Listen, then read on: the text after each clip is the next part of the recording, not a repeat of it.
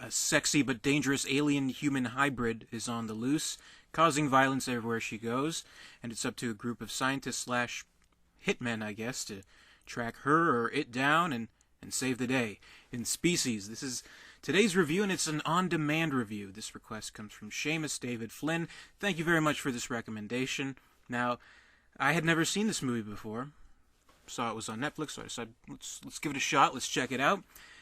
Kind of funny to me that I'd never seen the movie before, because for one thing, I'm a huge fan of the Alien movies, and of course this movie is well known for having an alien design, Syl, the alien, designed by H.R. Geiger, who also designed the Alien.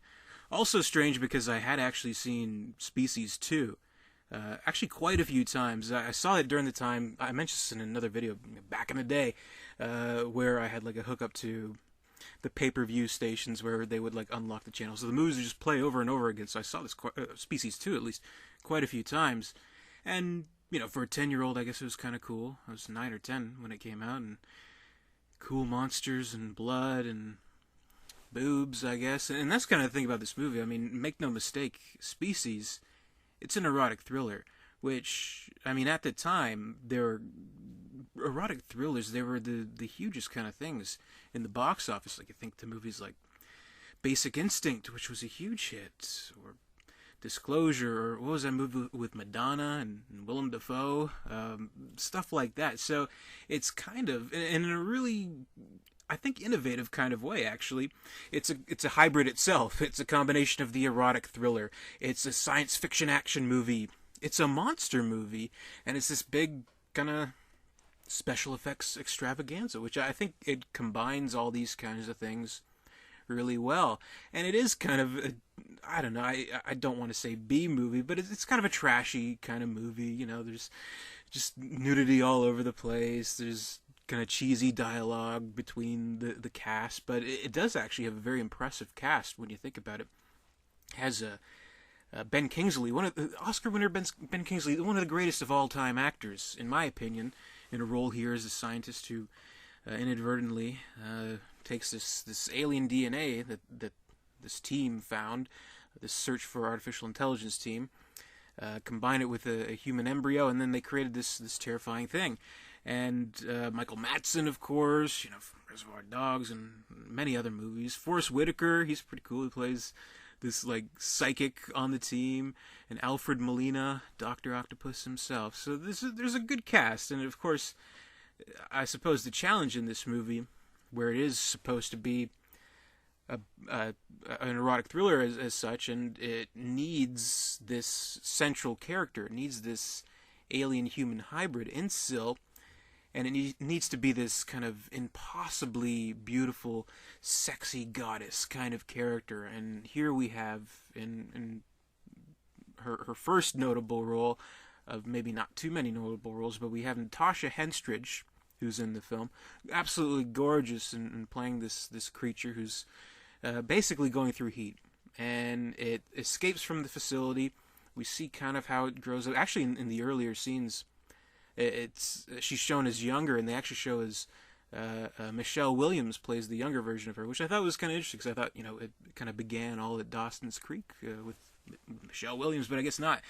So anyway, she escapes the facility, boards a train to Los Angeles, but she gorges on food. She steals all this food, and you're thinking, where's this kid packing it in, man? But she becomes Cocoon, and when she comes out, she's Natasha Henstridge. So that's basically, so this creature has a very rapid life cycle, and it needs to reproduce. It needs to keep itself going in this instinctual kind of level. So it's searching for a mate, and there are other human females that it feels are sexual competition. She kills them. There are men who are not suitable mates. She kills them, and she kills things, and all that good stuff, and it all kind of amounts to this big kind of showdown at the end in the sewer, where she kind of like reveals her true form, and it is this H.R. Geiger design, which is a pretty cool kind of looking thing. They kind of like mix like a really practical either puppet or costume or something with CGI effects. Needless to say, this is 1995. The actual physical effects look better, but it's like running around on the walls and tentacles come out of the boobs and things like that. Titty tentacles. And like meanwhile, like anybody in Japan is watching, so what? We show this on like Saturday morning cartoons. What else you got? But I thought all that kind of stuff was kind of cool. It does have a fair amount of, I think, impressive effects for the time. It's that great kind of 90s CGI that you see where you can tell they're not quite there yet with CGI effects. You can tell that for whatever reason, when there's this relationship between a CGI effect in one of these movies and the actual on-screen filmed footage, there's, I don't know, this disconnect between the two, which is hard to really kind of define how, I don't know, it just would become so much better and more seamless than it does in any kind of movie from the 90s where they, we're blazing the trails, basically. So I think this is kind of an earlier example of CGI. So I think they did a good job generally, and I thought it was exciting, titillating kind of movie. And it's funny, you don't see these types of movies that much anymore, which is unusual. Like, I mean, not that something like this or Basic Instinct were like masterpieces or anything like that, but the thing is, these are very clearly, definitively adult movies. They're for the grown-ups, and maybe grown-ups were still going to see movies back in the 90s, and it would actually determine a box office result for a movie like this to be successful. Meanwhile, it's all for the kids. It's all PG-13 kind of shit, which is a little unfortunate that we don't quite see movies like this today, for better or worse. I mean, this actually kind of reminded me a little bit of Splice, which was a fairly recent movie, so maybe they're still kind of popping up here and there, but certainly not quite as much. So this was an interesting movie to see. In fact, it makes me want to revisit Species 2, and apparently there's like, I think there's 4 or 5 Species movies in total, but this one's good. I liked it. I liked the general concept of it. It doesn't really embrace a science fiction story that much. It really is ultimately about how are we going to get this action, how are we going to get our lead actress naked and have all this sexy stuff, and then of course in the end kind of revert to the standard action kind of